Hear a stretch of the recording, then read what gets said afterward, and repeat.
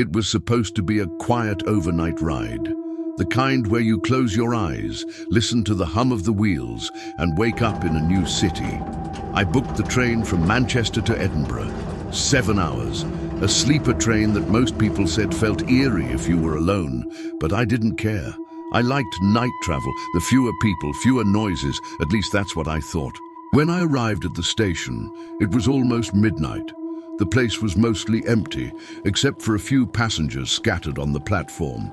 The air felt damp, and there was that metallic echo every time someone moved their suitcase.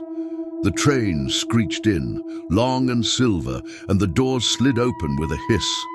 A faint voice came through the speakers. "Carriage 9 for reserved passengers only." That was mine. I stepped in, pulling my small suitcase behind me. It was freezing inside. Not the kind of cold from air conditioning, more like the kind that settles in after something's been empty for too long. Every seat was empty. No chatter, no footsteps, just the soft buzz of the ceiling lights. I walked down the narrow aisle, trying to shake off the unease. My seat was by the window, next to a reflection I didn't want to keep looking at. As the train started moving, I realized something strange. There were no announcements, no conductor checking tickets. No one else walked by, just me and the rhythmic clunk of the wheels. An hour passed. The city lights faded into black countryside. My phone signal dropped. I looked out the window, but all I could see was my own reflection staring back, except at one point, it wasn't mine. There was another face beside me. It was faint, like the reflection of someone sitting in the seat across, but there was no one there. I turned my head, empty, looked back, gone. I told myself I was just tired. Maybe the flicker of the light made it look like that. But then I heard footsteps, slow, steady, dragging. From the other end of the carriage, they echoed down the metal floor, one step at a time.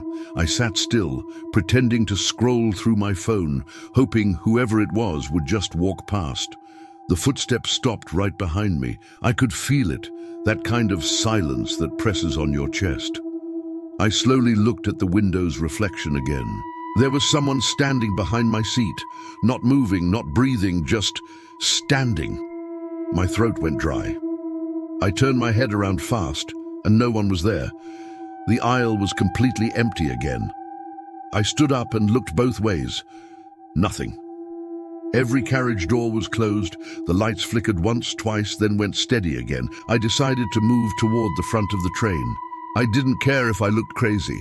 I just didn't want to be alone in that carriage anymore. The next door opened with a hiss. Carriage 8, also empty. I walked through it, dragging my bag, looking for any sign of life. Carriage 7, 6, 5, all empty. I started to feel this weight in my stomach. Was the entire train empty? I finally reached the dining car. The lights were dim, but there was someone standing behind the counter. A man, tall, with a dark uniform. His back was turned, motionless. "Hey!" I called out. "Is anyone else on board? I think I'm in the wrong carriage." He didn't answer. I took a step closer, the floor creaking under my shoes. "Sir?" He slowly turned around. His eyes looked pale, almost grey. His skin had that lifeless, damp look, like something left underwater too long. "You shouldn't be here," he said softly. His voice didn't sound right. It echoed, but the room didn't. I froze. He blinked slowly and then turned his head toward the door behind me. "It's following you," he whispered. I didn't wait to find out what he meant. I ran, back through the carriages, one after another. The train felt longer now, the air heavier. Every window I passed showed faint outlines, people sitting still, facing forward. But when I turned to look inside, the seats were empty. My heart was pounding so hard, I could barely hear anything else. Then, from somewhere behind me, I heard it again. Footsteps. Faster this time.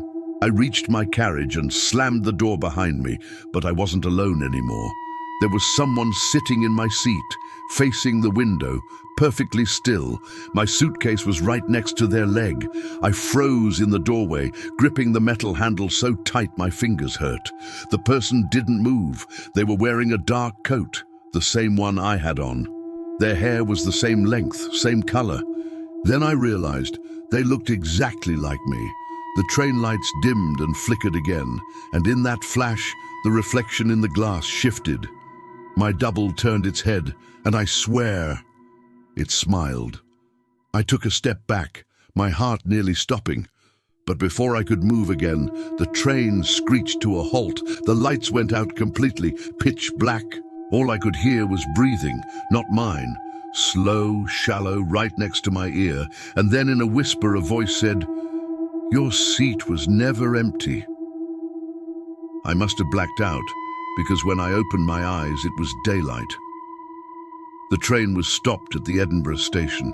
People were boarding, laughing, dragging bags down the aisle. Everything looked normal, but the seat across from me was still indented, like someone had just been sitting there. I grabbed my things and walked off without looking back. At the platform, I found a conductor checking tickets. I told him what happened, that I'd been alone the whole night and saw something strange in Carriage 9. He frowned and looked confused. "Carriage 9?" he asked. "Sir, this train doesn't have a Carriage 9. I turned to look. The last car on the train was numbered 8. I never traveled by train again. But sometimes when I hear one pass in the distance at night, I swear I can still hear the wheels screeching, and a faint whisper beneath it saying, "Your seat's waiting."